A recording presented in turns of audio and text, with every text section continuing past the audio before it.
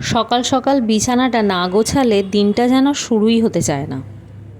Hi everyone, simple mindful মোমেন্টসের ব্লগে তোমাদের আরও একবার ওয়েলকাম। আমি সুদেষ্ণা। এটা শুক্রবার সকালবেলার ব্লগ। বাজে তখন ওই ধরো 9:30 নাগাদ।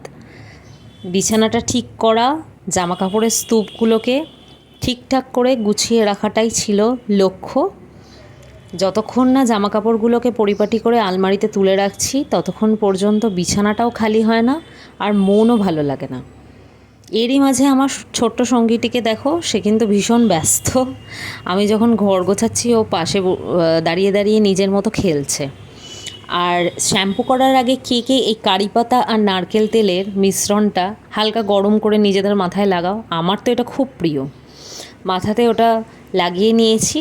হালকা উষ্ণ গরম করে কারি পাতাটা নারকেল তেলের মধ্যে দিয়ে পুরো মাথায় ভালো করে অ্যাপ্লাই করে নিই শ্যাম্পু করার কিছুক্ষণ আগে।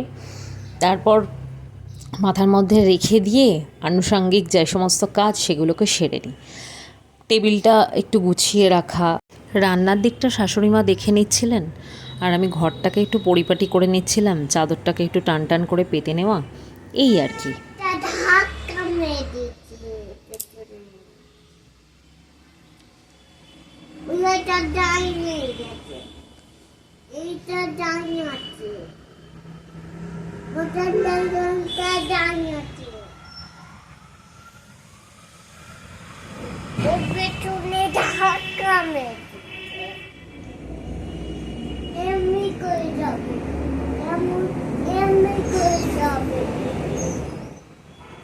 বিছানা পরিপাটি করার সাথে সাথেই সে এসে গেছে গাড়ি নিয়ে দুষ্টুমি করার জন্য।